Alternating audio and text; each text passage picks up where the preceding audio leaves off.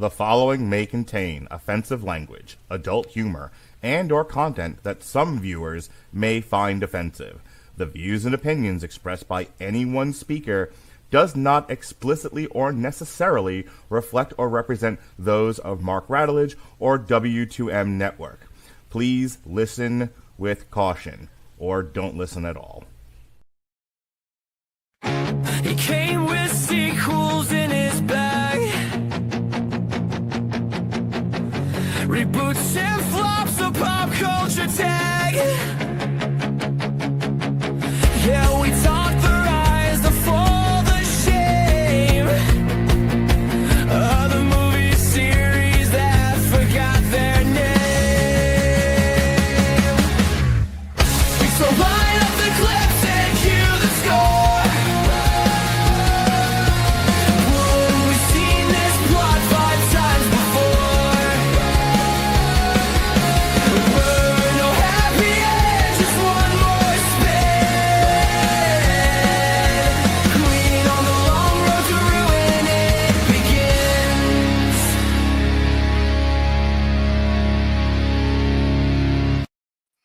Shay Tate, you've heard the new Long Road to Ruin song. What'd you think? I think it's cool. I really like the splash photos. They're fun. That is all original art by the Benjamin Cologne on all the things.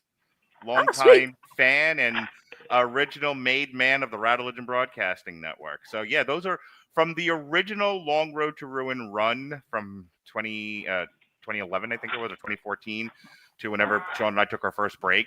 He would do all of our title cards, and I threw them all together there. It's good art, right? It is. It's really cool. Indeed. Well, folks, welcome to the Long Road to Ruin. I am your host, the mandated reporter, and frankly, I'm mortified, Mr. Mark Radulich. And somebody else was pushed ass backwards, tricked, hornswoggled, kidnapped, and held at gunpoint, and is now part of the Long Road to Ruin family, or the Radulich Broadcasting Network family. Ladies and gentlemen, she calls herself Kat, and that's what we're going to call her. How do you do, madam? I'm good. Oh, hi, Mark. So, Kat, shit. How y'all doing? So, Kat, Dorian occasionally will call me up because he is a pimp. And he was like, I've got this new gal I want you to try out. And I go, Dorian, leave me alone. Don't bother me. And he was like, no, I must bring you women. And I was like, well, if you must, then, listen, the first two he brought me worked out well. He brought me Mick and Shay, not in that order. Mm-hmm. So yeah. I was like, all right, I'm willing to take a flyer. So here's your chance. Why are you here? What possessed you to come into the vortex that is the Radulich Broadcasting Network? I mean, well, I'm a connoisseur of trash. I think we talked about that earlier.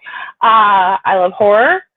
Oh, yeah, duh. I actually personally know Lloyd Kaufman, and I have a movie on Troma now. First month free, otherwise $4.99 per month. It's called Christmas Chaos. Mm-hmm. It is a mockumentary. It's a love horror. It's a love letter to horror fans, to slasher fans, that kind of thing. Outstanding. Yes, as you alluded to, tonight we were talking about the Toxic Avenger movies. There's a new Toxic Avenger remake out in theaters this weekend. So as we do on the Long Road, if we haven't already done it, we usually will go back and look at the originals on this show before the new remake or sequel or requel or prequel, or legacy sequel, whatever we're calling them this week, comes out. Hey, just let me get Sean in here. Sean Comer, he's Sean, you're not. What's going on, buddy? Hey, everybody. Can you hear me? I had a few technical difficulties I had to kind of snake my way through before I could get here. Can't tell if this is Dorian, Shay? Yeah, that's Dorian. Rick Just Grin is his old company. Okay. I bring you... Sean, I said before you came on, I was just like, Dorian's job is to bring me women, fresh women. And so now you're caught up. Because now he's saying, I think you guys... How much for the women? How much for the little girl? That's right. How much for the women? We want the red one. All right. So Now that the gang is all here, yes, we are here to talk about the original Toxic Avenger movies. When we talk about the Toxic Avenger franchise, we're not just talking about four splatter comedies strung together. We're talking about a cultural artifact that keeps mutating with the times. Each movie isn't just a sequel, it's a snapshot of where trash cinema collides with the mainstream. The original Toxic Avenger in 1984 is pure grindhouse rebellion. This is a superhero movie made in the age of Superman and the emerging blockbuster. But instead of a clean-cut hero saving Metropolis, we get a janitor dumped in, with tutu and all in toxic waste, mutated into a deformed freak and unleashed on Tromaville. It's ugly, it's violent, it's juvenile, and that's why it worked. It gave midnight audiences an antidote to Hollywood polish. It said, here's the superhero for kids who don't belong. For the ones who think Superman is too boring and too clean. So say we all. By 1989, Troma was trying to go bigger, because that's what you do. And that's where the Toxic Avenger Part 2 comes in. Instead of keeping it small and nasty, they shipped Toxie off to Japan, like you do, in a road comedy that leaned heavily on slapstick.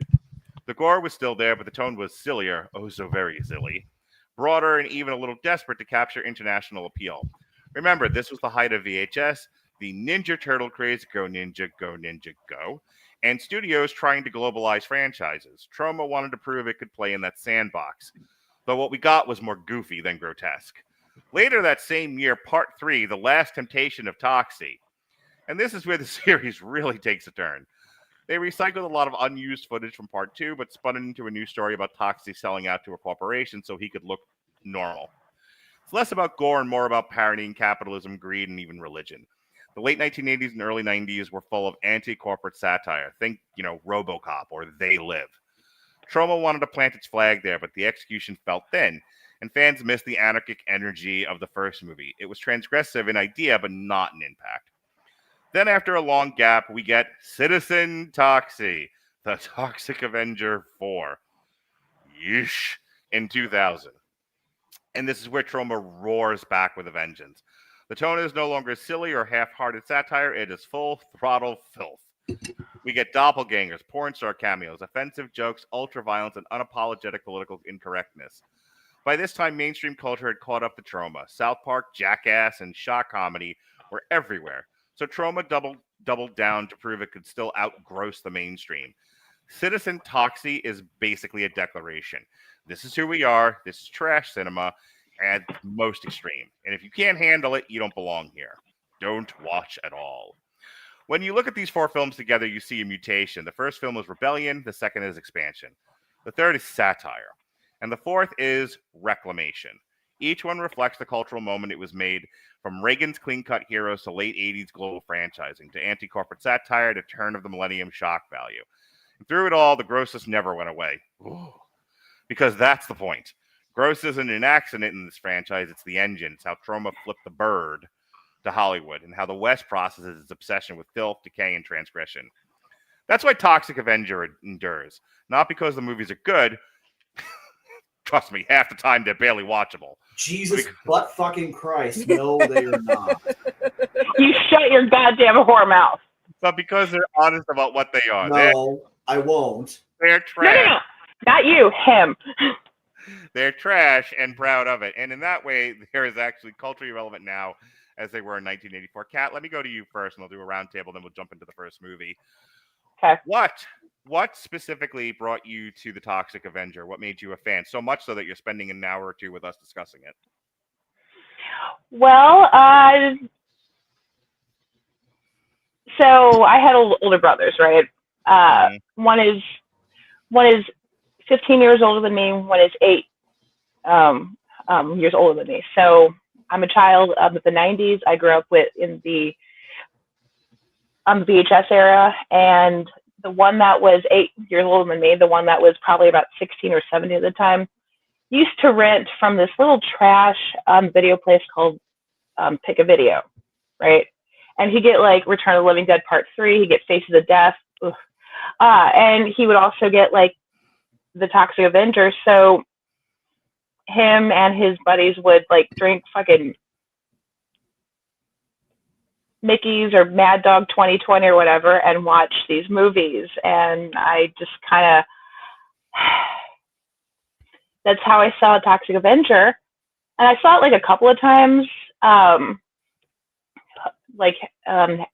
a kid, I caught it on Up All Night once with Gilbert Godfrey, and somebody helped me out. Who was his co-host? It was a chick who went up all night. Thank you.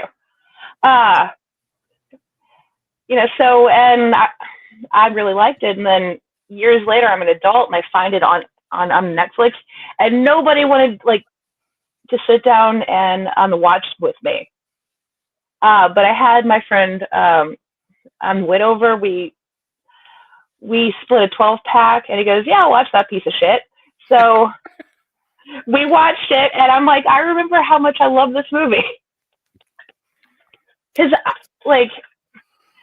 the first part of it is a little bit of a rough watch because it really makes you hate those people, but yeah, it does.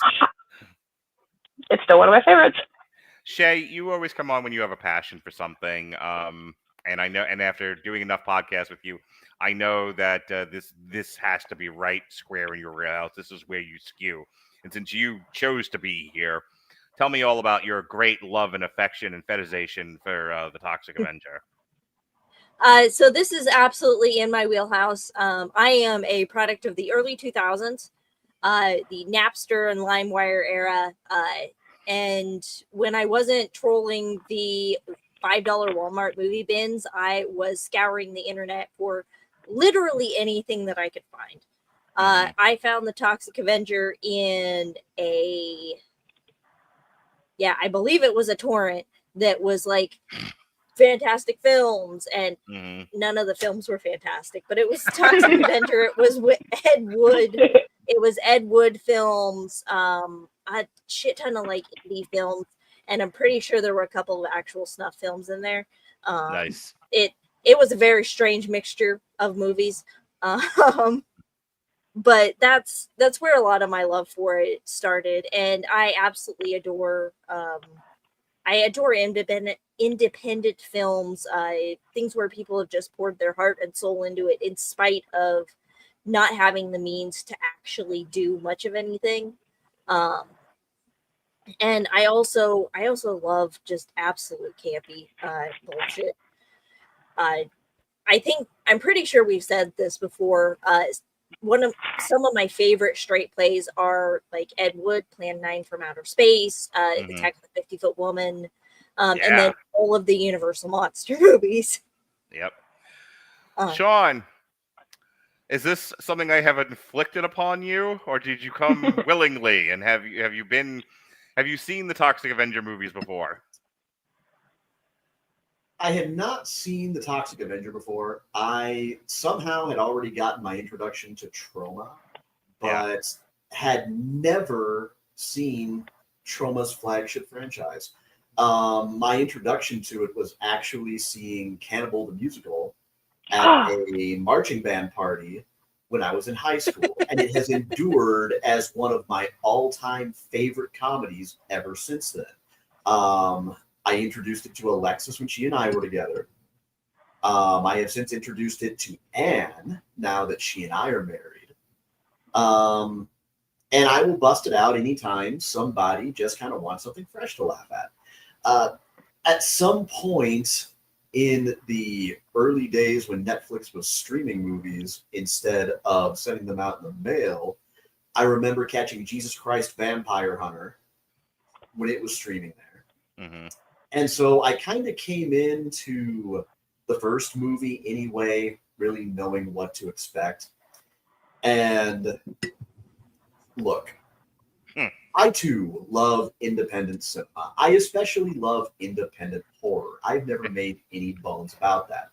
I think it's one of definitely the genres where people are the freest to experiment, be bold, and make statements without being handcuffed. Having said all that, just because something is indie does not fucking make it good. The first movie... That should be the Mark and Sean motto, by the way. Boy, have we said that a lot. The first movie, I actually believe, is legitimately good. And the second thing that I have to kind of declare here, and by the way, if you disagree with this, I look forward to ignoring your comments. I kind of get fucking tired of talking about the so-called so bad they're good movies, because the problem is, especially in the last decade or two, it's become evident that a lot of the people making these movies missed the entire fucking point.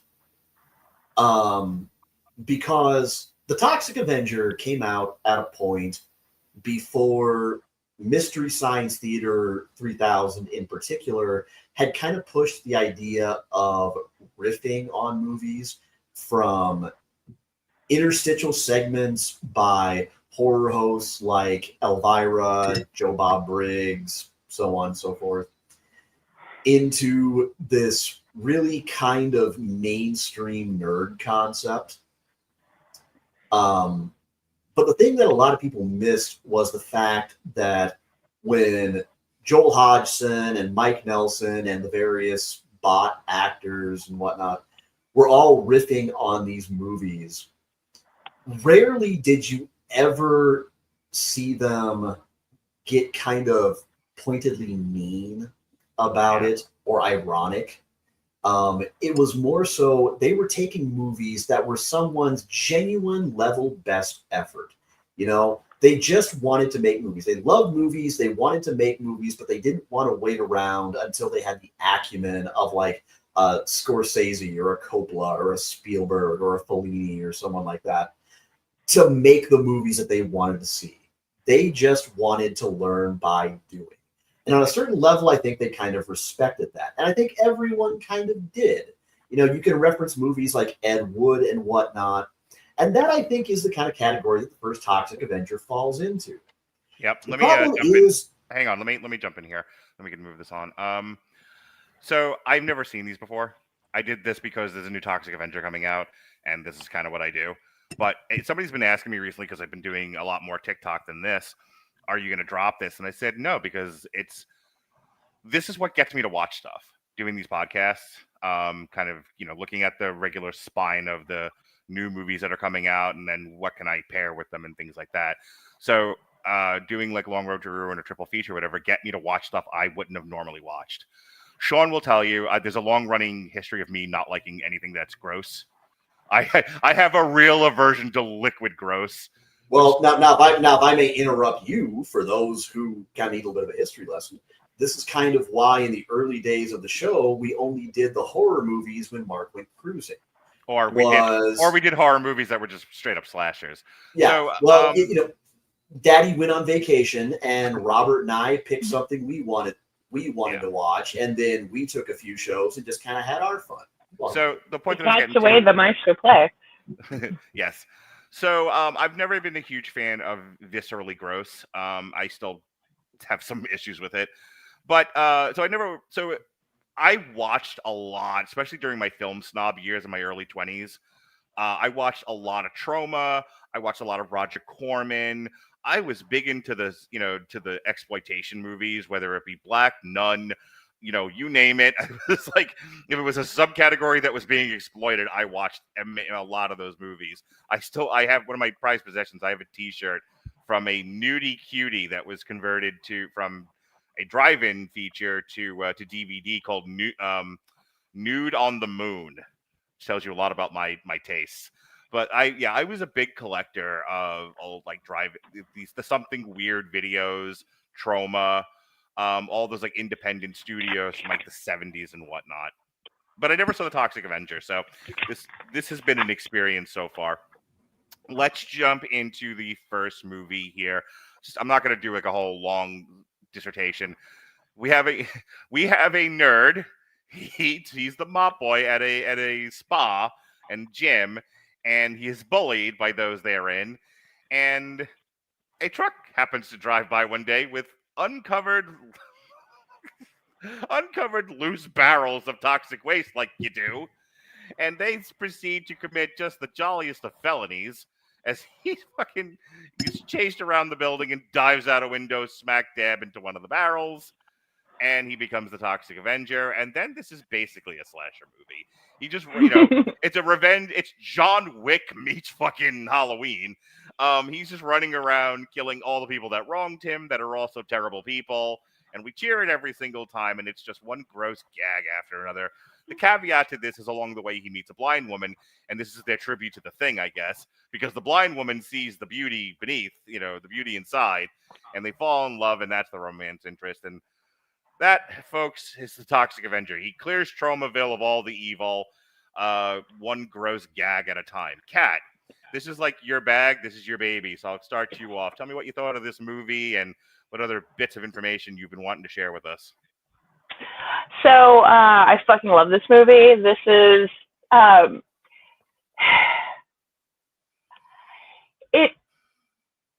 that opening scene with Body Talk playing, and it shows what's going on in the Tromaville Health Club, and everybody's doing aerobics and working out, and it feels like a parody of an 80s movie, but made in 1984. Like a Sweat which to the I Oldies, love. like Richard Simmons kind of thing? Kind of. I was thinking about anybody familiar with the movie Perfect with Jamie Lee Curtis and Yes. John Travolta? Yeah. It almost feels like Perfect in this. That song gets caught in my head probably once a week from when I was a kid until probably the day I die. I'll be on my deathbed singing Body Talk, Body Talk. It's just so good. And you missed a couple of steps here. So within about 90 seconds, there's boobs. Yeah, that sure are. Yeah, 80s boobs. Tan-lined 80s boobs, which, yeah, amazing.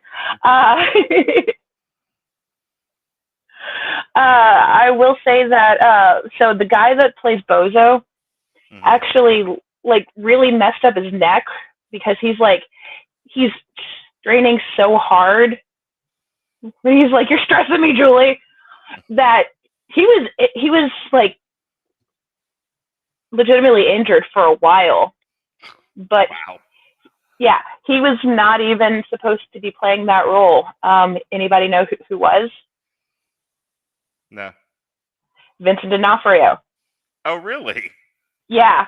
I learned this from my partner, and I verified this with both Lloyd and through, Google Foo. Yeah, he was supposed to play Bozo in The Toxic Avenger, but he got fired from the set because he was an asshole. Which, how bad do you have to be on a Troma movie to, get fired from Toxic Avenger? That's really funny. Yeah. And I will say also, Marissa Tomei is in it for a second. It's a blink and you miss it. Oh, really? What part is she? I'm guessing she's one of the 80 minutes of gym footage. She's in a towel, towards when he's chasing Julie through onto the gym. She's in a towel, and he runs after her, and she's there, goes ah, and then he goes, "Oh, sorry, miss," and then he's running after Julie. Oh, her. So, yeah. Okay. Yes. Yeah. She's maybe 20, but she's from New Jersey, so she's either from New York or New Jersey. I'm not sure which one, but yeah, she's in it for it's a blink and you miss it. Let me cut in here. Shay, tell me what you thought of the movie, this first one. The first one I thought was really fantastic. It's it really is one of those.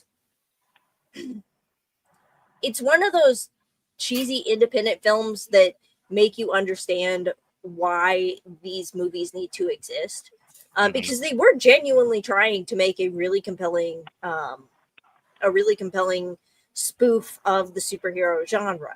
Yeah. And it was doing things that you couldn't really do anywhere else at the time. It hasn't aged particularly well, but I find that there's a lot of things in the 80s that haven't aged particularly well. It was a whole other world back then. It was a very different world, not only with like how the culture was, but also with the special effects that they were doing and the film techniques. It's very much a time capsule, in both good and bad ways. Okay. Sean, this is this first ridiculous movie. What did you think of it? This is such an earnest, gloriously punk rock horror movie. I love so much of it. I adore the craft. I adore the ingenuity. I love the fact that it's actually fucking trying. We'll get to you three other fuckers in a little bit. Because Mark cut me off from the point I was actually trying to make about you, but I will get back to that. I promise you. I love the fact that this movie isn't jumping up its own ass. It's just, I have nothing to legitimately hate about this movie. I'm kind of sorry that, because I can now see why this was what put Troma on the map. I can see why this is what everybody thinks of. Because much like Cannibal the Musical, you can't deny it. It may be clumsy at times. It may seem like it's very DIY and ugly and, not necessarily always having any idea what we're doing. And it doesn't always necessarily work. But the fact is, even when it doesn't, you find ways to appreciate the little workarounds and how it feels like a true attempt at horror. Schlocky, yes, but they make no bones about the fact that it's like if you're watching it, if you've ever watched the anime High School of the Dead. One of my favorite critiques of that I've ever heard was back in the day from a now kind of retired anime reviewer named Yasuo Otaku, who says it doesn't try to pretend to be anything that it isn't. That is the most respectful thing that I can say about this, and I mean it from the heart. It is everything that is good about that got it at a seedy local VHS store horror that so many of us grew up on. The kind of shit that you just didn't pick up necessarily at a Blockbuster. You had to get it from the local video shack that had the beaded curtain over the back room and some fat yuts that smelled like Mountain Dew, Despair, and Hot Pockets behind the counter, probably watching something like Faces of Death. And so it's a fucking nostalgia trip for me because those were the horror movies that got me into the genre. So for this one, Mark, I actually have to thank you for suggesting this franchise because I enjoy the ever-loving bejesus out of this movie. So my thoughts on this first one. One, I watched it with my kids, which there were times I questioned my own parenting. But at this point, but at this point, my 11-year-old has seen boobs before. I have to say. So he's been begging Mark, me to watch. If you ever question your own parenting, please remember that my first memory, not my first memory of a horror movie, my first memory, period, is of Subspecies 2. Fair. Never forget that second grade Sean talked Colin Comer into renting RoboCop for him. I do remember that. So, I'm sorry. I'm just gonna piggyback over that. If you ever question your own parenting and whatever, just remember 9-year-old me convincing my sister-in-law to rent Faces of Death 4 because I wanted to impress my older brother, and then watching it with my mom. Nice. Well done. Yeah. So as a really quick aside, he's been begging me to watch the Airplane movies, and they keep saying, no, there's like a scene where there's just tits everywhere, and you're 11, and there are standards, propriety, son. Then we watched this, and he looked at me, and he was like, now can I watch Airplane? Honestly, I feel like you should have I feel like you should have started with Airplane and then worked your way up. But all right, son, it's family movie night. We're gonna start with Deep Throat and work our way down to Snow White. Deep Throat. Yeah, sorry, we're gonna and Devil and Mrs. Jones. All right, so my thoughts about this movie. Misty Beethoven. I have. I don't hold, independent, B movies to the same level as I do, prestige cinema or even mid-range, something like Ghostbusters or something like that. These are what they are. These are guerrilla punk rock movies that are generally aiming to jab a stick right in the belly of whoever's watching them, and this largely does so. I actually think the Toxic Avenger is very effective in what it does. Mind you, my kids and I were hooting and hollering the whole movie. We were laughing our asses off. I've introduced them to the concept of heckling.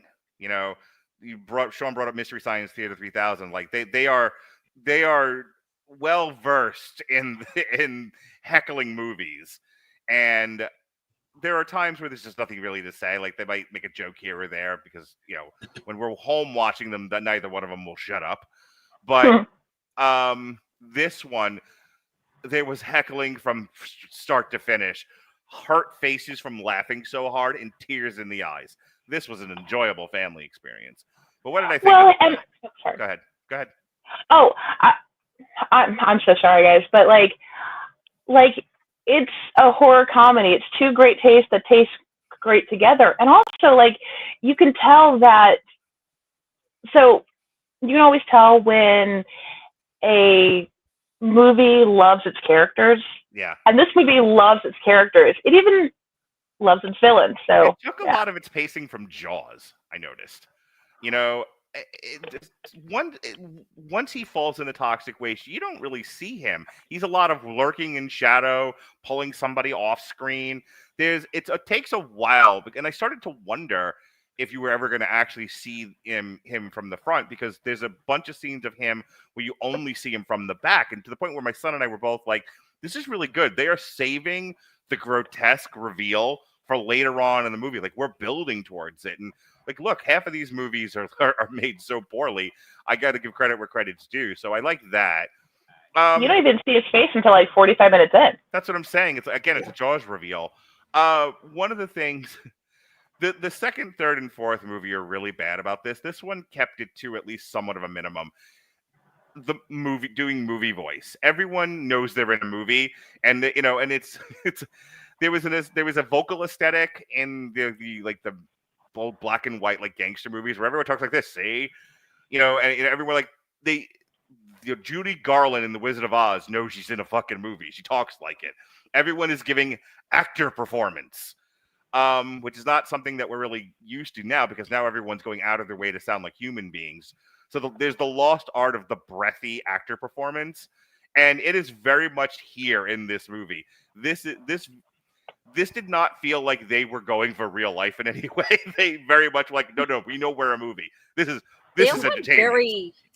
They all had very vaudevillian performances. That's what I was going for. This feels more like a stage performance than it does a movie. Yeah. I will say also, if you can kind of deal with the pulling sausage grossness of this kind of horror movie, this one isn't bad. The next three get so much worse, especially the fourth one. The fourth one's nigh unwatchable. But this one, they made a point of just kind of doing a lot of we're just going to pull guts out and throw. I say this often, horror movies are just, you take a handful of guts and you throw it at the camera. Then there's this movie going, we're literally going to do that. That's all we're going to do, is have him dig into a body, into a cavity, grab gook, and throw it at the screen. I mean, when they run over that kid on the bike, and they're like, no, he's still moving. And then they back up. Hang on a second. I have to say this. I talk so much on Damn You Hollywood how there's no courage in film today. Like you refuse to kill a kid on screen. And then there's this movie going, we have no compulsions about this sort of thing. Like, we'll absolutely kill a kid on screen. It's so funny because like I'm a mom, so this should fuck me up. But I'm just I watch this with my kid who's 8, and I'm just like pointing at the screen, going, "Ha ha!" Should have moved out of the way. Again, it's classic horror structure.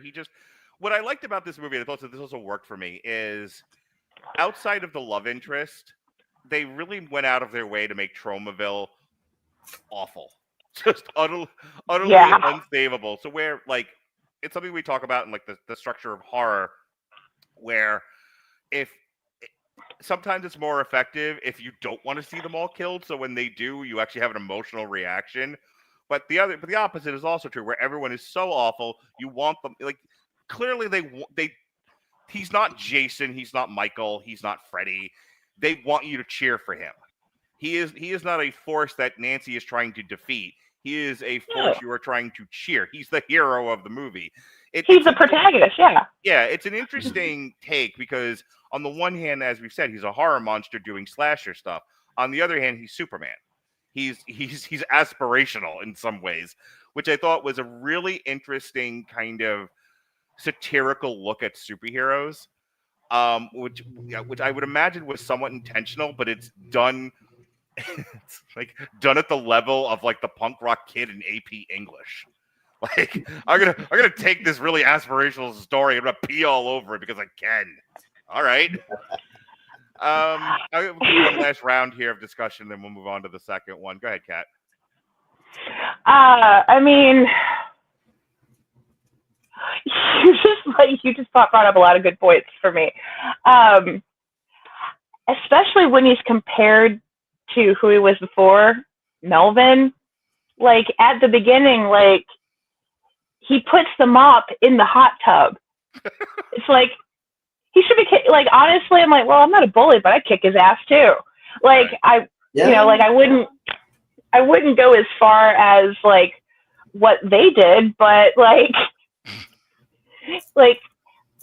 they set him up to be like, yeah, he's a nerd. He deserves this, almost. Like, I don't know.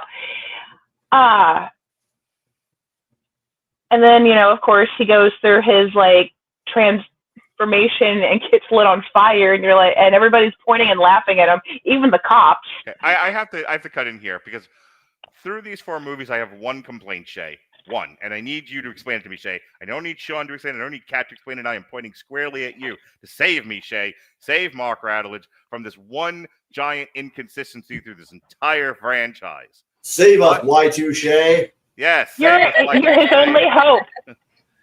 Why does he only sometimes burn people and things? Like, they gave him this power of he's toxic, he burns and melts everything, except that it conveniently turns off when he doesn't need it. Like when he's, banging a broad or, touching anything they don't want to be on fire. It was wildly inconsistent, Shay, and I expect something of this cinematic quality to be consistent. So I have a biological explanation that is probably Fantastic. way more than they actually thought through the movie for. Love it. Hit it, Johnny. So there are certain animals that can produce, generally by mixing various chemicals inside of their bodies, either light or ink or poisoned. And there are some things that are released due to stress. So it could have changed his body in a way that his skin would secrete this flammable acid that combusts when it comes into contact with normal human, like skin oils and shit like that. Mm-hmm. But I think the real answer there might have just been it's cool for them to set on fire at this point. Right. Fire's cool. Fire is cool. We learned that. Yeah, like We learned that from Beavis and Butthead. We learned that from Rio. Absolutely. Yeah. Yeah, I think maybe that might be like my one criticism of this movie, and that is Just the one? just the one. Really? I think he needed a scene where someone was teaching him how to use his powers. That was like the one Oh. we needed a training montage and a mentor.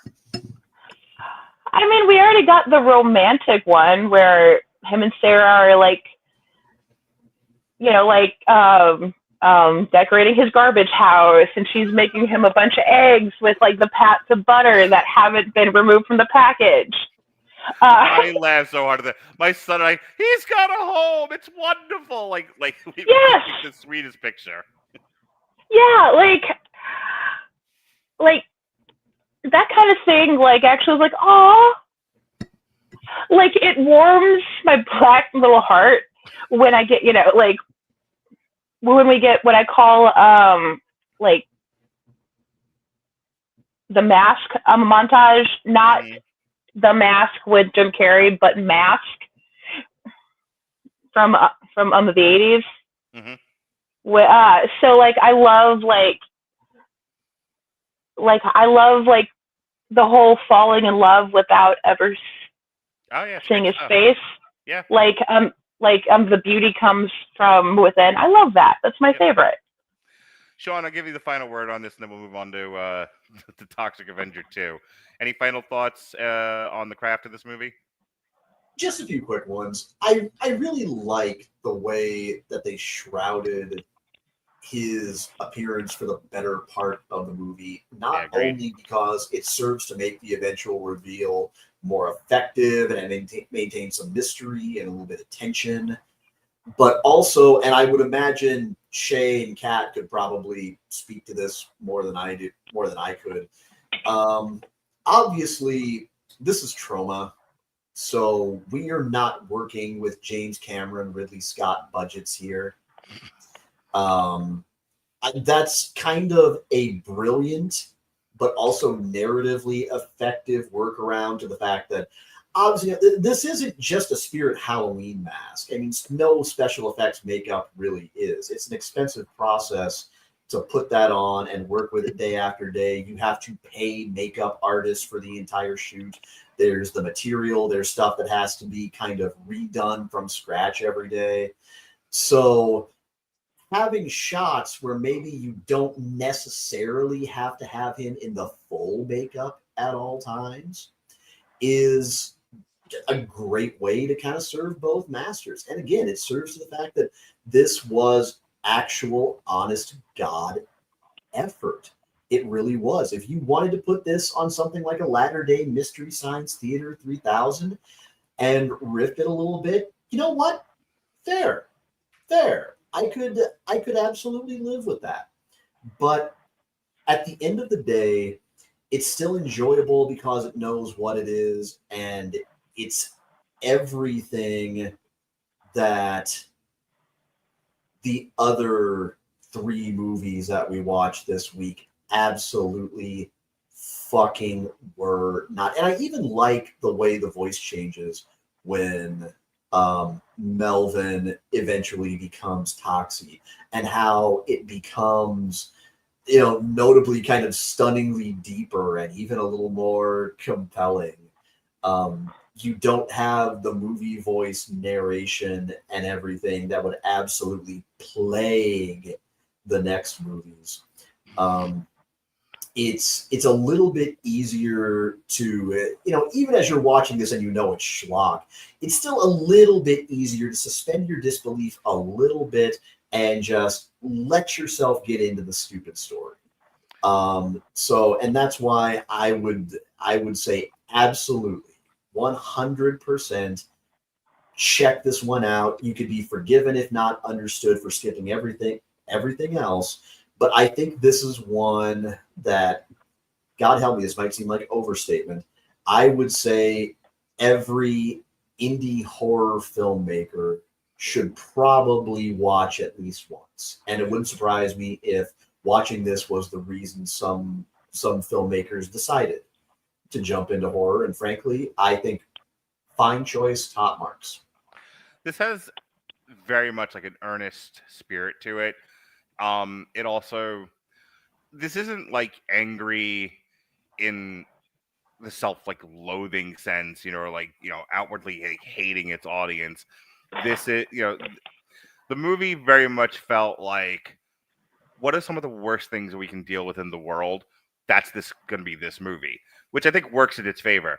And I say that because then we move on to the Toxic Avenger 2, and the Toxic Avenger 2 is every movie where you do the sequel and the guy comes up to you and says, "Sell out and you'll make $1 million."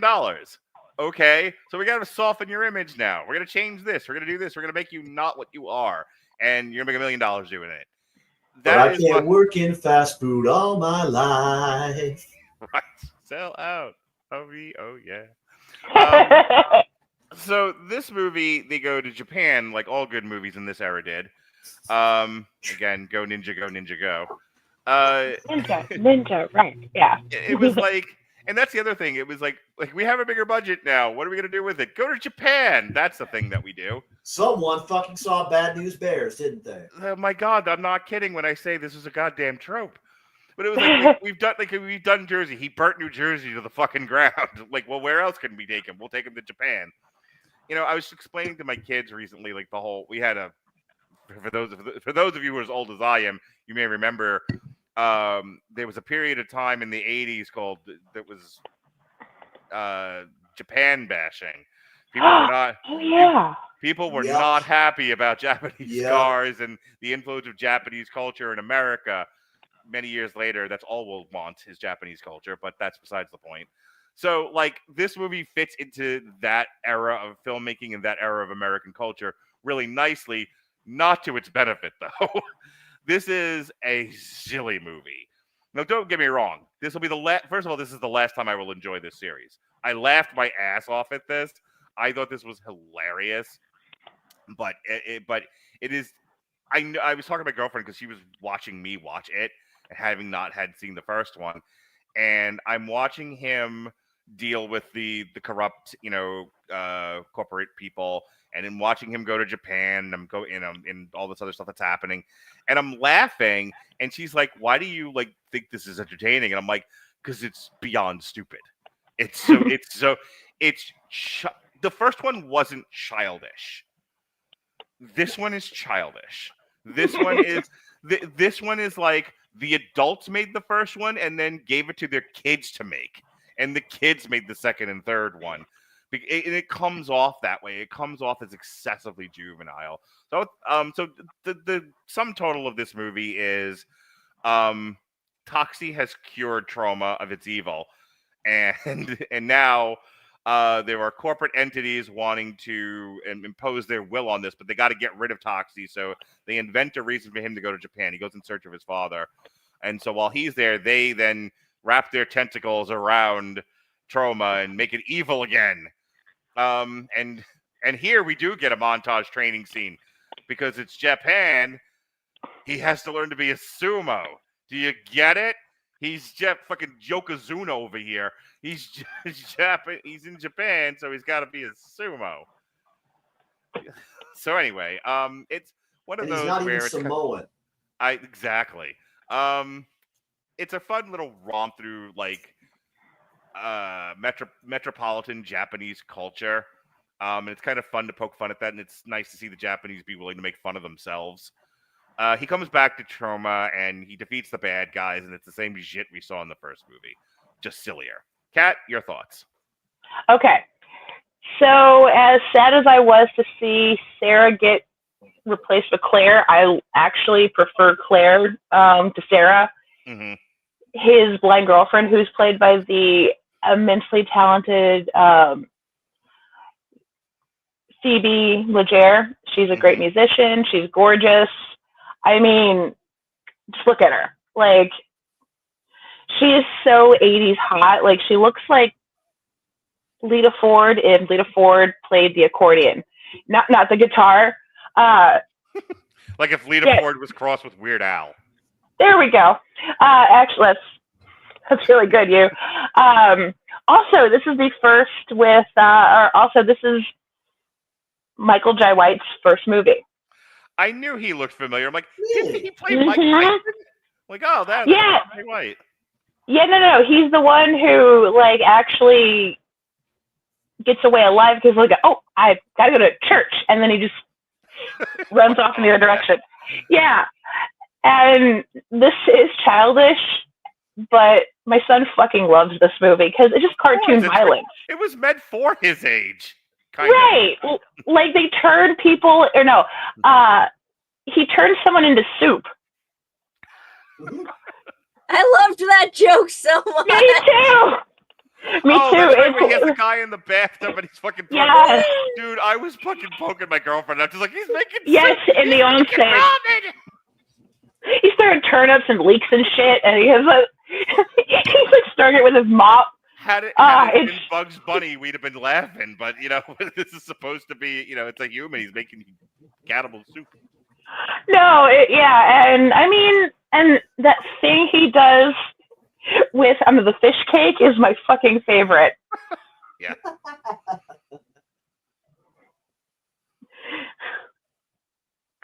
I have enormous respect for this movie, even though it was made by and for 10-year-olds. Yes, it was a 3-10-year-old fucking Looney Tune. It was 3 10-year-olds in a trench coat. That's what made it exactly. Yeah, exactly. All right, let me go over to you, Shay. Shay, did it turn you Japanese? Do you really think so? I do very much think so. Good. But this, I think I'm 100% with you on this. This is the last of the Toxic Avenger ones that I liked, and I did really like this. I honestly did kind of like the childish nature of the film. It felt very much like Power Rangers for me. Yeah.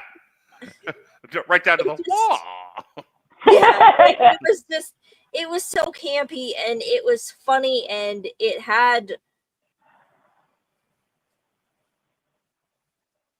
It's one of the last ones that still had decent enough effects. Like none of the effects in this series are good, but I think this is the last one where Toxie's eye still moves independently. And it still had some really creative kills. It still had a really fun tone, and it seems like this is the last one that they actually thought about. This also begins the trend of these becoming mildly rapey, which is troubling for me because the first one doesn't really do that, but it starts here with the girl in Japan, and then by Citizen Toxie we've gone full porn. Go ahead, Kat. All right, so you say the first one isn't that rapey, but the first one also includes the line, "I've always wanted to cornhole me a blind bitch." Like, I think it just becomes a lot more apparent as the series goes on, especially if you're watching all of them at the same time. Weirdly, it's more subtle in the first movie, the rapiness. It's not so very subtle as we go along. Right.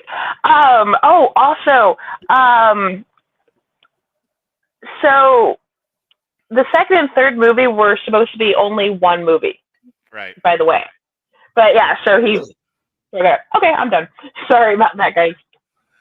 Sean, why don't you jump in here? Your thoughts on Toxie Goes to Japan? Well, first off, I'm now very intrigued by that notion that they were supposed to be just one movie. That's kind of interesting to me. I hope we come back to that. The juvenile tone works for a little while before it starts to get really fucking old. I actually enjoyed that absurd, anachronistic, chaotic initial fight scene at the School for the Blind, just because that was so much throwing shit at the wall and not caring if it sticks. My God, it was like Joey Janela's Clusterfuck Forever. Oh God, but somehow I was still entertained by it. Unlike Joey Janela's Clusterfuck. Keep going. Exactly. But the two things that stuck out as kind of surprising to me about this are that, number one, when I realized the setting was going to be in Japan, I was expecting full-on 80s jingoism. Mm-hmm. And it never really shows up that way. Definitely not in the way that it did in a lot of other movies of the decade. It's pretty impressive that I can say that this was less racist than Short Circuit. But the other thing that stood out to me was the fact that a lot of the kills, and I don't say this is a bad thing, I say it as just like there's an alternate universe where Toxic Avenger 2 is basically Terrifier before its time. Some of those kills, if you had played them a little bit straighter and gone a little bit darker, would have actually been right at home in a serious major studio horror movie, like a Friday the 13th movie, or a Child's Play, or even a Nightmare on Elm Street. They wouldn't have felt out of place. And I mean that as a genuine compliment, because they were both entertaining and imaginative and kind of properly gory. But really the problem is that's kind of where my compliments have to start ending, because this movie is where they start getting into the kinds of bad movies that I was starting to complain about earlier. And that's the ones where the people who really missed what worked about MST3K started setting out to make so bad they're good movies. And we got inflicted with shit like Sharknado. Movies where they're trying to pander to the riffers. And God knows, on this channel over the years, I've made no bones about the fact that I have no personal love lost for Noah Antweiler. But one of the most accurate things he ever said is that trying to review a movie like Sharknado is like someone takes a giant intentional steaming crap on your floor and then points at the turd and then says, "There, review that." What am I going to say about that? You weren't trying to do something and failed at it. You succeeded at shitting on my floor. What am I honestly going to riff on here that's not just going to be just playing into your pandering? And this is where, like I said, the movie really starts to kind of the movie start getting up their own ass. And you start getting they start kind of gently with a little bit of fourth wall breaking in the opening intro. But then it gets to where everything in the movie is just narration. It's just Toxie being back to sounding like Melvin again, just narrating what's happening like I'm a fucking dumb shit that can't look at the screen and suss out what's going on here. It's like trying to watch The Empire Strikes Back, and all along you have Mark Hamill just saying out of character. Now, I didn't know it at the time, but Darth Vader was actually my father, and that made me so sad. It's not so much ignoring show don't tell as it is just crop dusting show don't tell. And then taking another pass and doing it again and again and again. And It's a big old fart. yeah. And this is where I know what I said about the first fight scene in the movie, but then everything starts getting that drawn out. It becomes like watching Will Ferrell try to execute a joke. And we've all seen his movies where he just doesn't seem to know where the punchline should end. And no one says cut, and he just keeps going and going and going. And it's not like the Family Guy bit where it's intentional. It's just ineptitude. And it drags out that way the entire fucking time.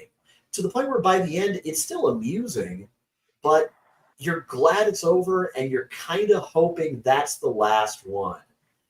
And then somewhere Lloyd Kaufman is just going, well, I got good news and I got bad news. and then see, yeah. and we'll get some egg rolls, and then some wonton soup, and then yeah. The I guess that kind of sums up my thoughts on it. Is it went in a different direction that remained fun for a little while, but then they just kind of keep taking it further and further and further in that direction with each sequel, to the point where I long for the first movie's DIY clumsy, awkward cheapness. All right, Kat, anything else about the second one before we move on? I'm going to piggyback off of Sean. I'm going to say that I agree with you completely on this one. Like, I think you're right. It felt kind of pandery to the audience. I think by that point they finally figured out who their audience was. I would actually challenge that by saying I think they wanted to try to get a bigger audience, so they toned it down. And this I will tell you that the second and third one really do suffer from, they think this is bigger than it really is, so they made it broader, they toned it down, and hoped that more people would come. Like, this got a big following in midnight shows. Not everyone that goes to midnight shows loves blood and guts being thrown at the screen. Some of it, right. You go to see Rocky Horror. There's a little bit of that, but you don't necessarily, or you go to see Flesh Gordon, true story. There's plenty of midnight movie shows. They all aren't this gross. So I think there was a concerted. My thought here, my projection maybe, is that there was a concerted effort to tone this down for broader appeal. And I think you lost what made the first one as good as it was in doing so. Right. Like, I feel like they de-escalated the gore. Yeah. And, just, like I said, cartoon violence. Yep. Which I personally love, but I could see how that could be, Sure. All right, let's move on to the Toxic Avenger 3, the Last Temptation of Toxie, which also came out in 1989. Kat, you were saying how they reused there was unused footage, they reused footage, and they kind of stitched something together to make this movie. The basic premise of this one is the same villains are back. Once again, Toxie has rid Tromaville of all the evil, but so now he doesn't know what to do with himself. This is kind of an ongoing thing with this character, where he's like, I'm so good at what I do, I feel listless. I have no more. He's Alexander the Great. He has no more He has no more mountains to climb, no more armies to defeat. He had conquered the world, and so he laid on a rock and sobbed, and then the rock melted. But anyway, so what ends up happening is he tries to. So this is the bit where he tries to go to a normal life, but he's all thumbs. He does only one thing well, and that's rip out people's guts. Everything else he tries, he's not so good at. So then he's given the opportunity to become a yuppie, which I think is fantastic as far as political satire goes. And of course, Troma gets taken over once again by the bad guys, and he has to resist this and conquer them once again, and that's 3. I'm going to pitch it over to you, Kat. Your thoughts and any other things you want to fill in there. So, like I said before, Toxic Avenger 2 and Toxic Avenger 3, Last Temptation of Toxie, were supposed to be one movie. I believe that they turned in like a 4.5-hour cut or a 5-hour cut or whatever. Yeah. It's a long time to be at the movies at midnight. They had a lot. They were like, hey, we got some money. Let's go to Japan and fuck around. And then let's go back home. But so, I feel like if you see it in that lens as being one movie, it works. this one doesn't really work for me, even though I do love riffing on 80s corporate culture and 80s yuppie culture. I thought that was like, it's at least, it's topical for its time. Mm-hmm. But this movie does, I mean, I like it, but this movie doesn't really, this does not light a fire under me. I think if you cut this movie and spliced it into the second one and just then just got rid of it entirely, like it never existed, it would do a service to the franchise. What do you think, Shay? I definitely agree that this movie didn't need to exist. This movie is so boring. You're like holding your head like it hurts. It hurts so bad.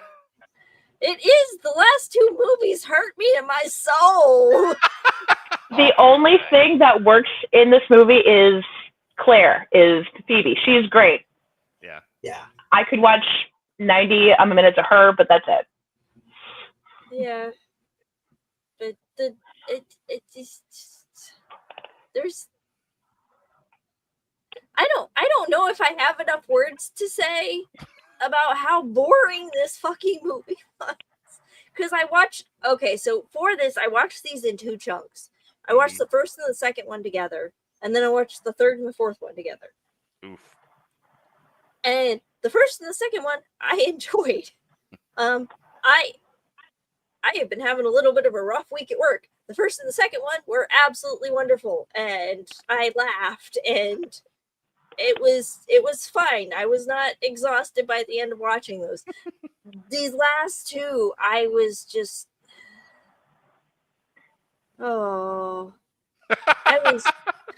We love Bart.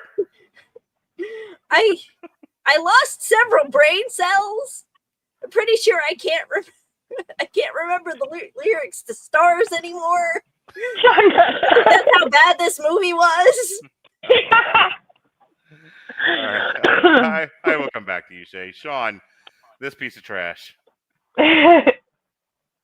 First movie, surprisingly now one of my kind of probably underappreciated favorites after watching it. So well done for actually recommending that one.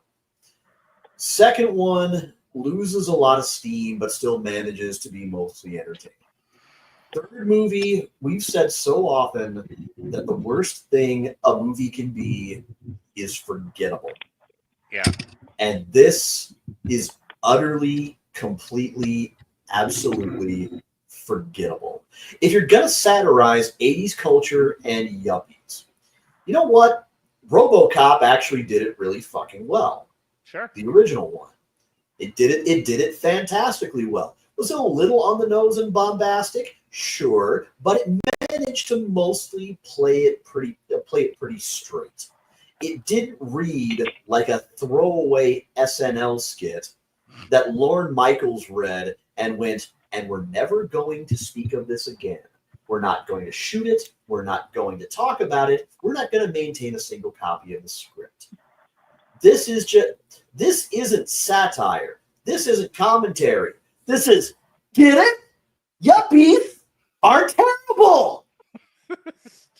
Do you get You it? laugh now. You You give money now. Do you get it? Do you get it? There's nothing memorable. There's nothing funny. There's nothing quotable. There's nothing enjoyable about this movie except, as Kat said, Claire. Claire was the absolute fucking bomb, especially when she dropped the bimbofication and went full give me liberty or give me death.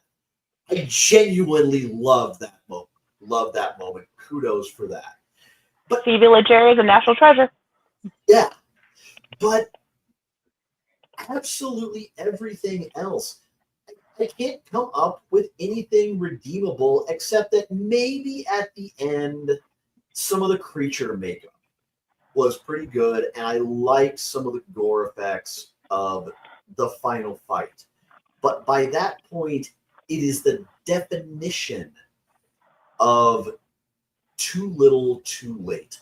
If I had to cite a movie as where Troma probably lost its way bully having it. And I admit there are a lot of Troma movies that I have not seen yet, but this one was probably that movie. I would say this one may even more so than Citizen Toxie.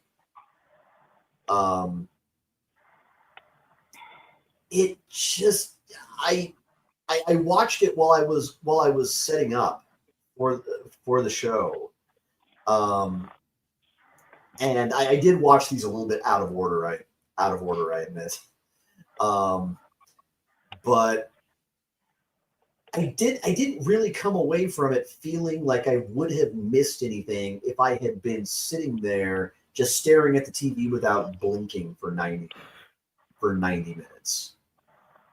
This is hands down probably one of the worst movies we have reviewed on this show, and I want you all to bear in mind, Robert and I reviewed the length and excruciating breadth of the Hellraiser franchise, a series I love, a series I adore. It's That one of my never fails to get a Rushmore. reaction from people who don't know that. That's hilarious. Oh, There's There's like 10 of those motherfuckers. It's what, and you know, I ranted, I screamed about how bad those last two Hellraiser sequels before the Hulu reboot were. It became infamous on the channel for a while. yeah, because they weren't intended to be Hellraiser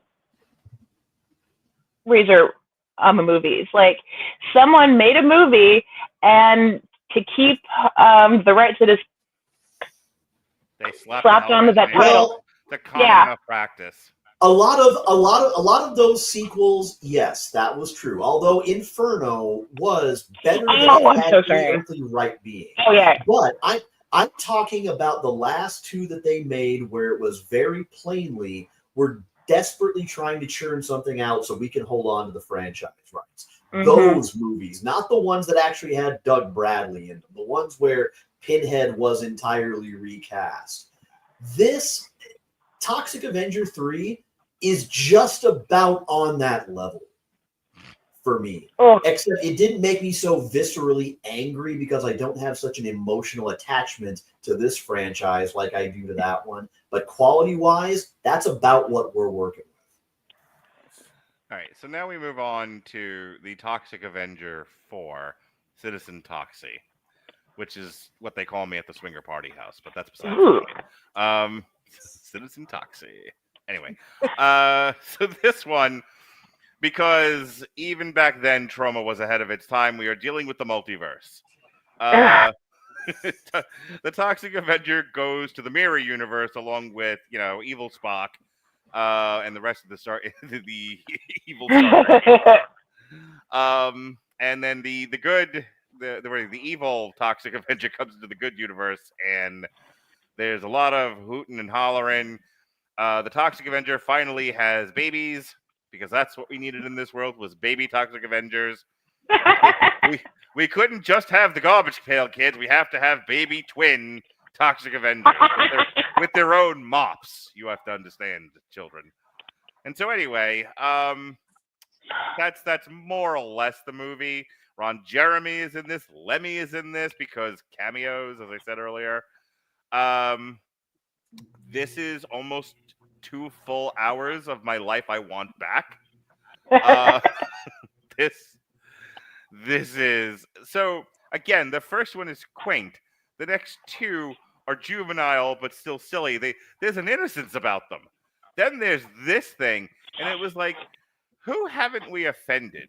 All right, how can we offend them?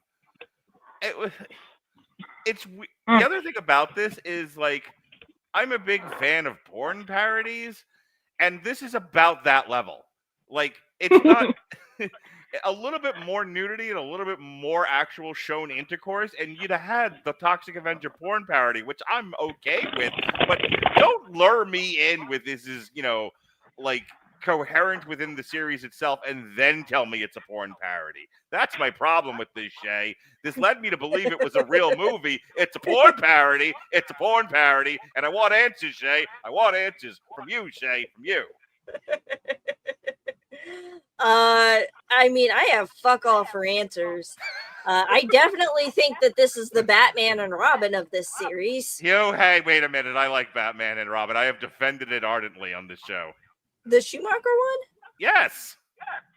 And your arguments still don't hold water. Next. Nuts to you.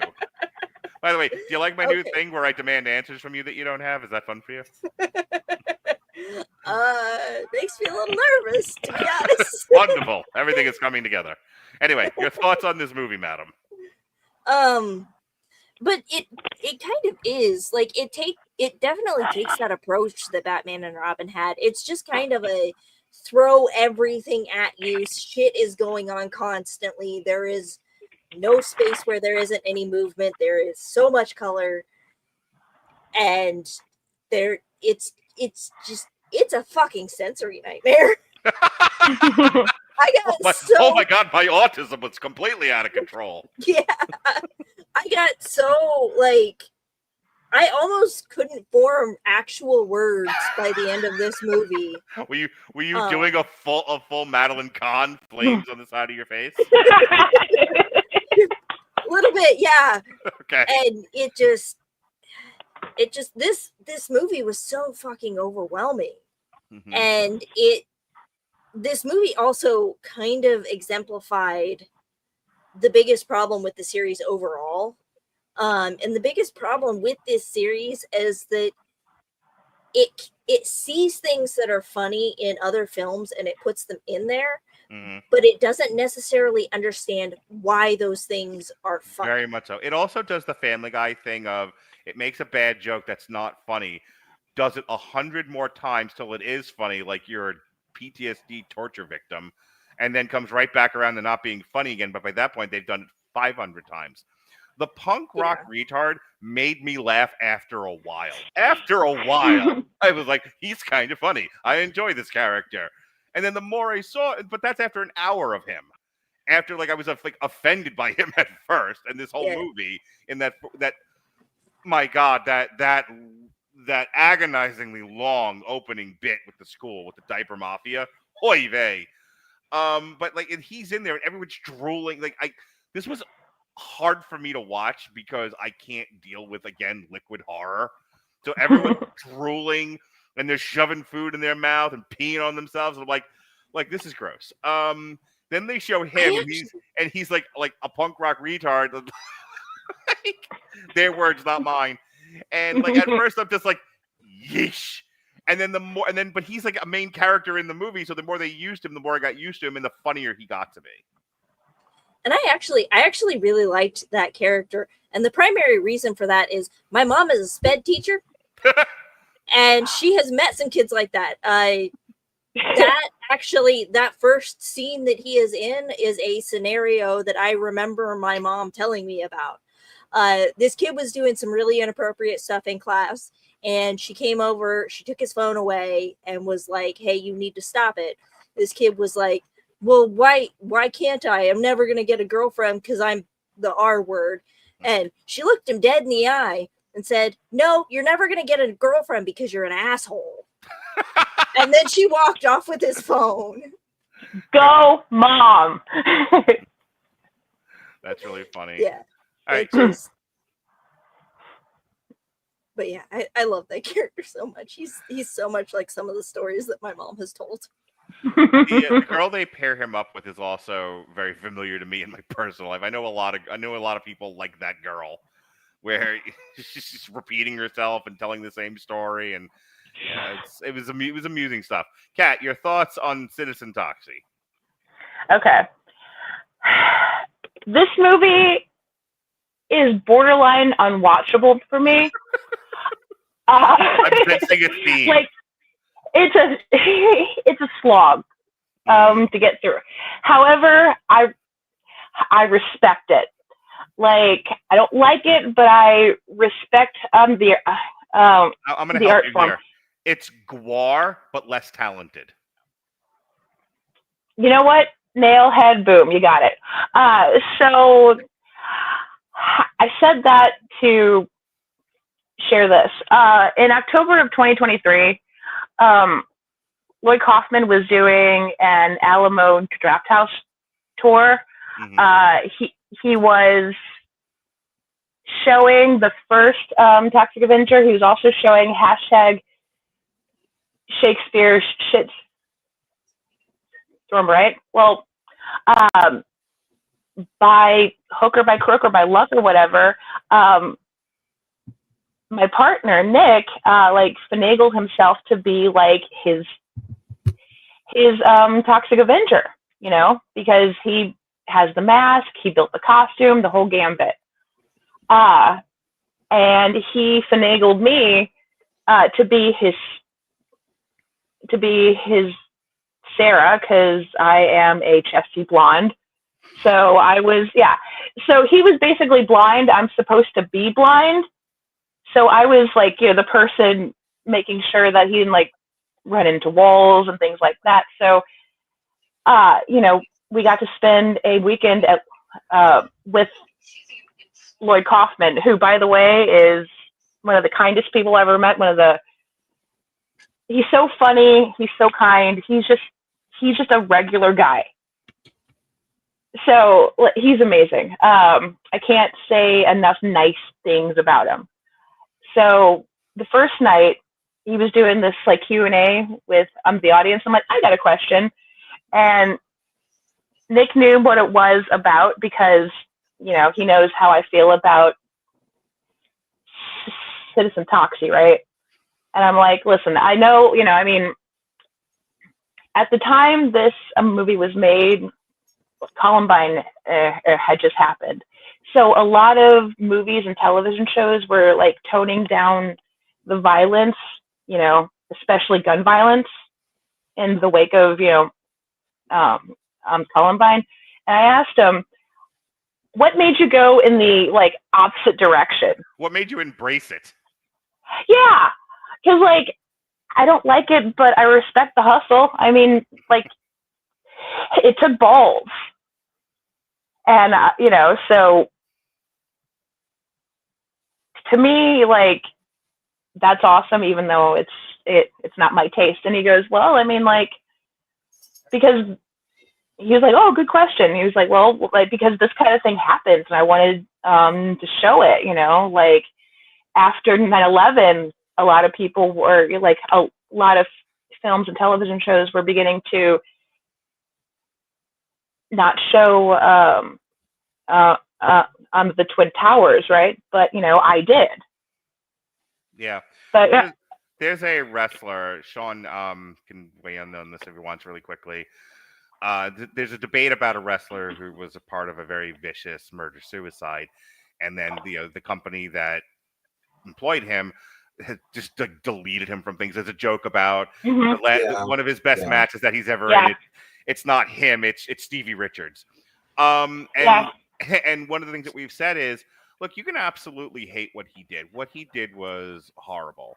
But I think to try to delete him from history misses the point.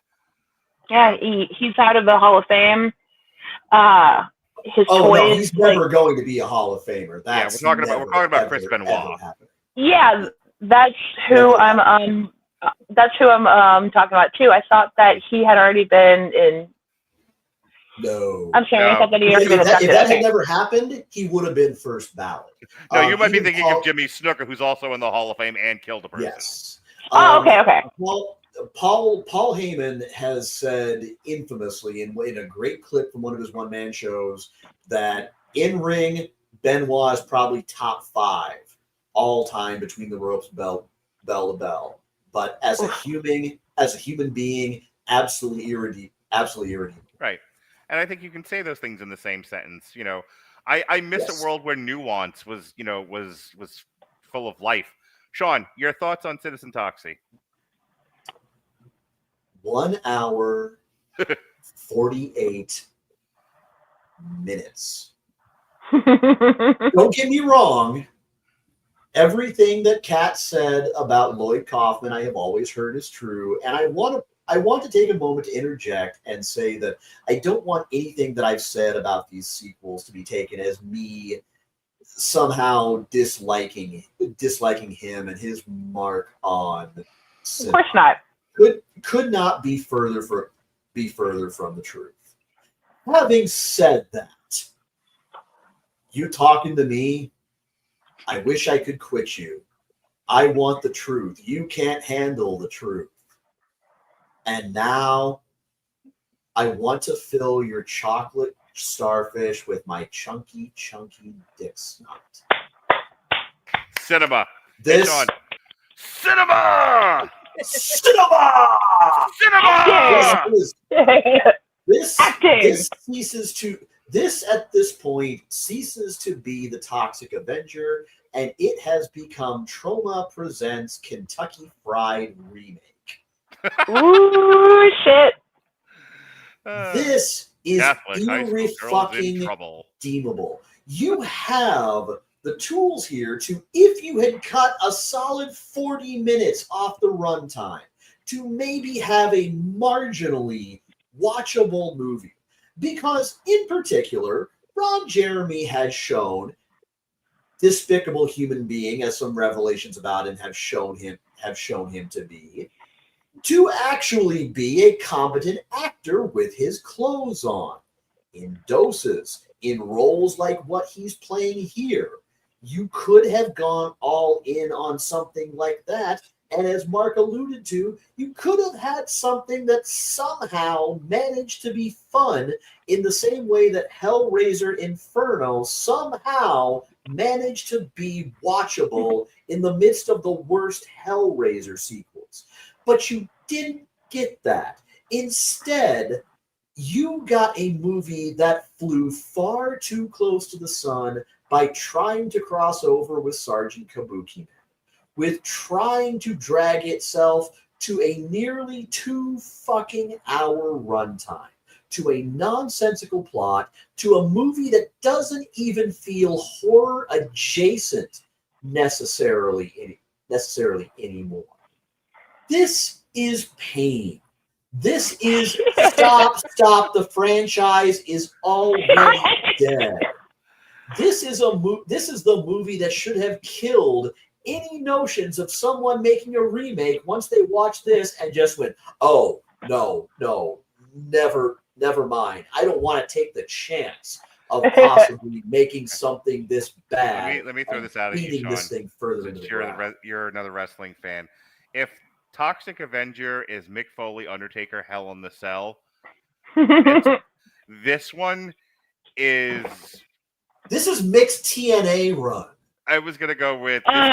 Shit. This is Kenny Omega, John Moxley in the Lights Out match at Revolution. How so? The one that ends with Chinese New Year. Oh, the one where... Are you talking about the one where Eddie Kingston flops on top of Kenny and we get to a few sparklers on the turnbuckle? Yes, before it got to the really ridiculous... Shay, look it up. It's the exploding barbed wire death match they did at Revolution a few years ago. That ends with that because they couldn't do a real explosion, they put up sparklers and acted like it was the Death Star blowing up. This is just it's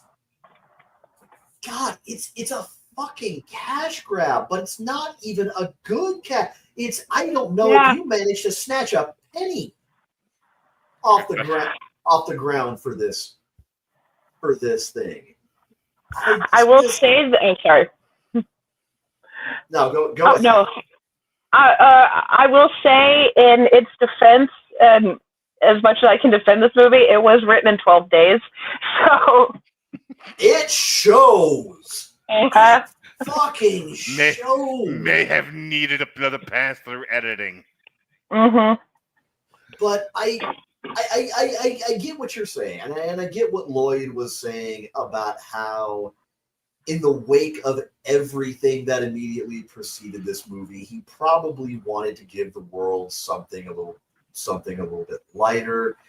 I can kind of understand that. I remember, of course, I'm old enough to have lived through both, the world pre and post Columbine and pre and post 9/11.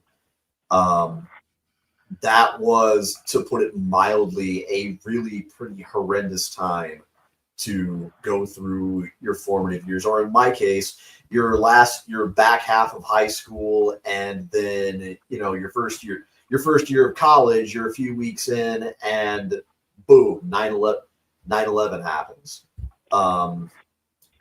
But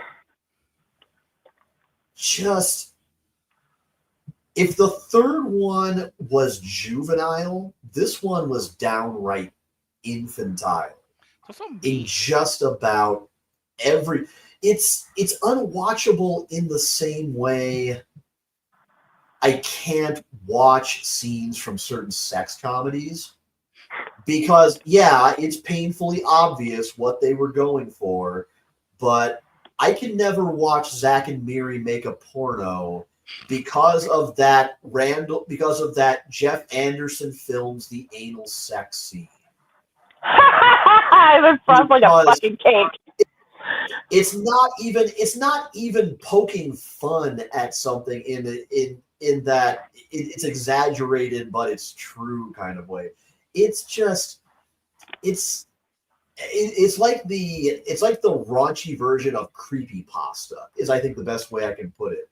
Because if you've ever read them and you're a real horror fan, every creepypasta starts out the same way. They do a good job building up a backstory and an idea of a character, but then they all just evolve into successions of increasingly graphic descriptions and kills, and really nothing else. No, and it's not like the first movie was exactly Citizen Kane, but there was still a semblance of a story.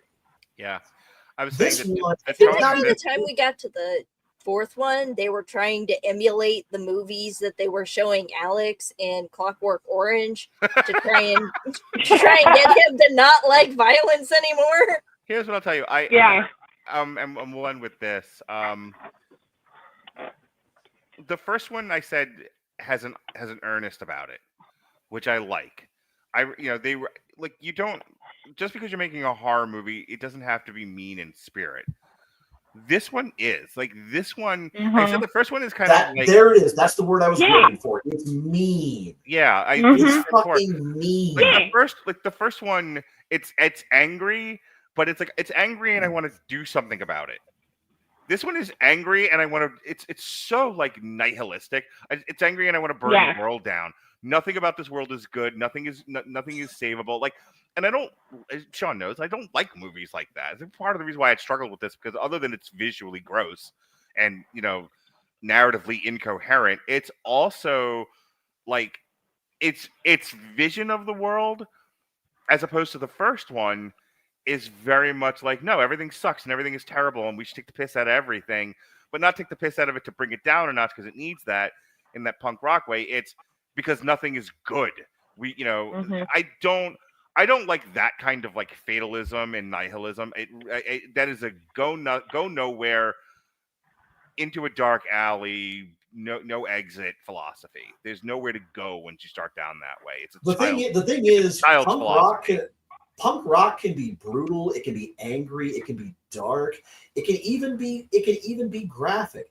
But it does so from a place of having something to say and feeling strongly about something when it's at its best.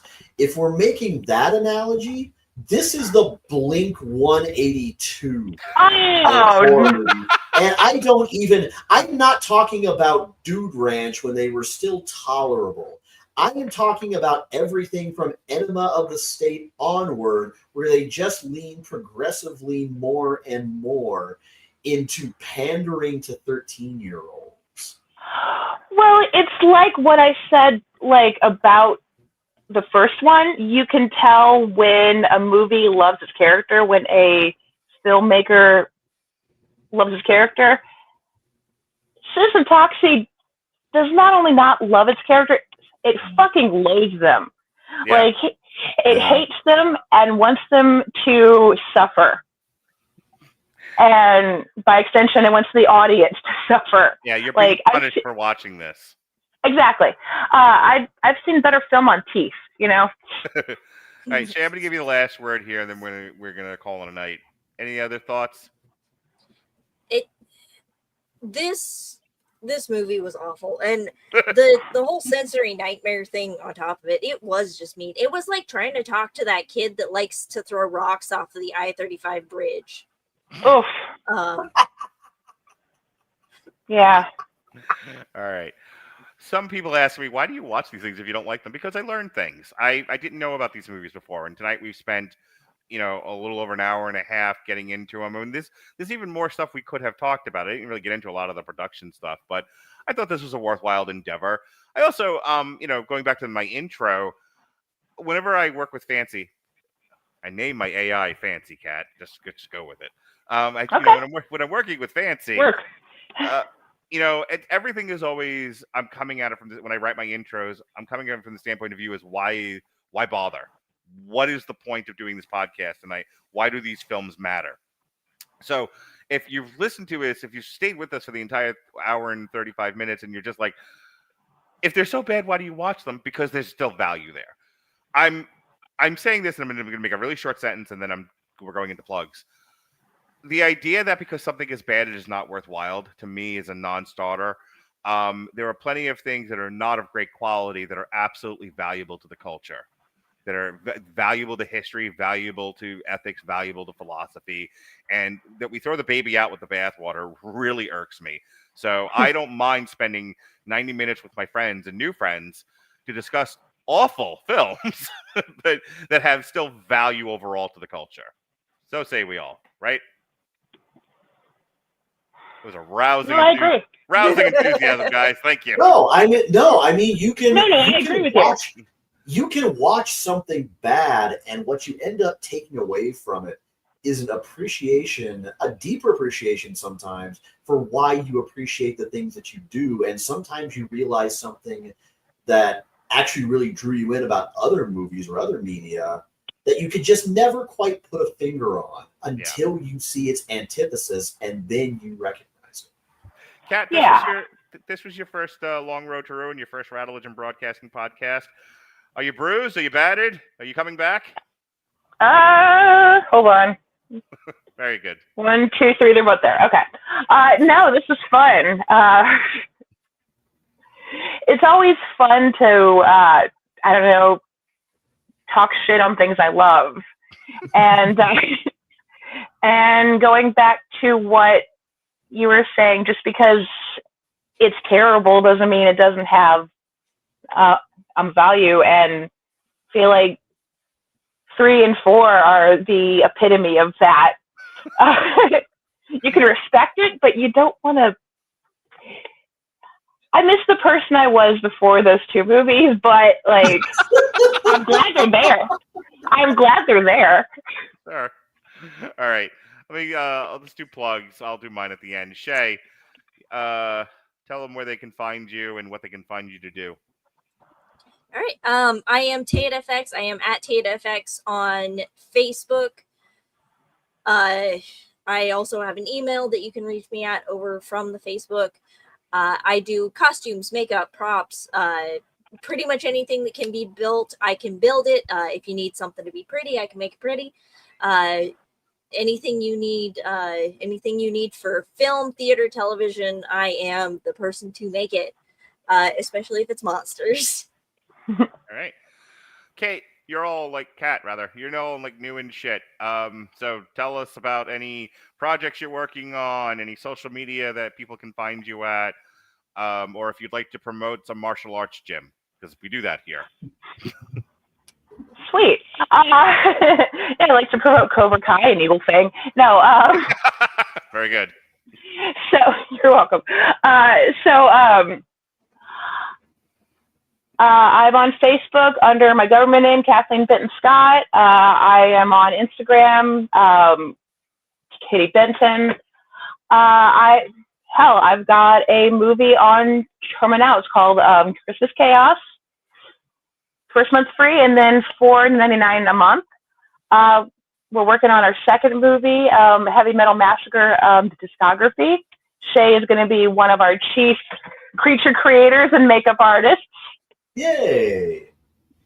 And Mr. Doran is going to be our director of photography, our good old double penetration DB. Nice. Mm-hmm. But yeah, that's basically where I am. All right. That's how you can find me. It's been a joy to have you here. We're looking forward to your next appearance. Sean, tell us what games you play and where you twitch and shout.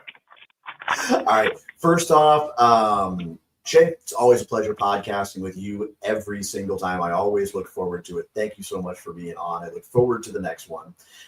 Kat, it was an absolute pleasure getting to podcast with you for the first time. Joy to meet you. Thank I you. wish you watching in everything that you do going forward. I hope I get a chance to check it out. And I hope this will not be your last time on the Rod Legend Broadcasting Network. I hope I did good. Yeah. Oh, you did great. Fantastic. Okay. Mark, absolutely. Get her on here for something else. As for me, you can find me on Instagram and Threads at Comer Codex. Things are about to get interesting as Ann and I are currently on our journey towards starting an OnlyFans. And we're kind of charting kind of a lot of the behind the scenes of that on my socials. And I send you to those because no way I'm giving you all my Facebook. Hell no. Fuck no. I'm not insane. Again, I look forward to ignoring your comments. Send me a link. But what was that? I said, send me a link.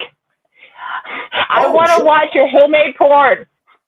Oh, sure. By all means. Absolutely. Just drop me your socials and I will make sure that when we get our Chatterbait and our OnlyFans started, that I drop you a link. Absolutely.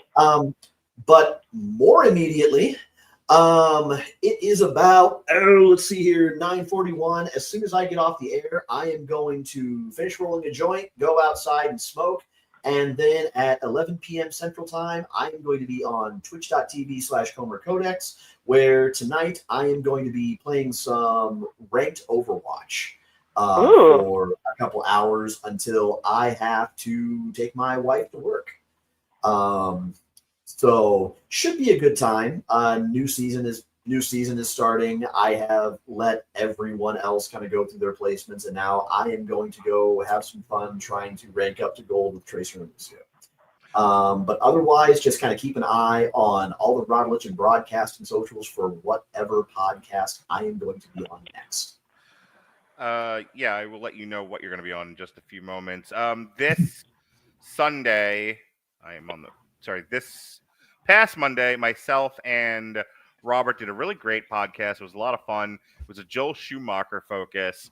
We looked at the Lost Boys falling down an 8mm. We really had a good time with that. Yeah, that was a good show. Wednesday, myself and Harry Broadhurst were the Indie-Ciders. We looked at Forbidden Door, Clash in Paris, and then our Indie Spotlight was Game Changer Wrestling versus Juggalo Championship Wrestling, the 2-day war. This Sunday, myself and Jesse Starcher are doing a TV party for Paris Has Fallen from the the TV show from the Has Fallen movie series. Monday. Myself and Robert and whoever else would like to join us will be reviewing the new Toxic Avenger that came out in 2023 and is now in theaters nationwide, starring Peter Dinklage. On Wednesday, Alexis Hana will be reviewing Twisted Metal Season 2. And then Shay Tate, a glutton for punishment if there ever was one, will be making her second appearance in as many days. We'll be doing a triple feature focusing on Terry Gilliam. We'll be reviewing Time Bandits, The Adventures of Baron Munchausen, and Fear and Loathing in Las Vegas. Sean, the next time you'll be with us is, I believe, October 2nd. We're doing a Michael Mann triple feature. We're going to be doing Ferrari, Heat, and Collateral, and Andrew Graham will hopefully be there with us. So that'll be fun. I'm really looking forward to that. Have you guys, so on the television podcast, have you guys done Interview with the Vampire yet? The television show? I don't know why I'm asking you specifically, because we've done no Interview with the Vampire ever. Okay. Really? So it's... Okay, we'll talk when we go off the air. All right, folks. Okay. Thank you for joining us here on the Long Road to Ruin, the mothership of the Rattlegion Broadcasting Network. For Shay Tate, for Cat Scott, for Sean, he, Sean, you're not. I'm out of breath. Be well, be safe, and behave.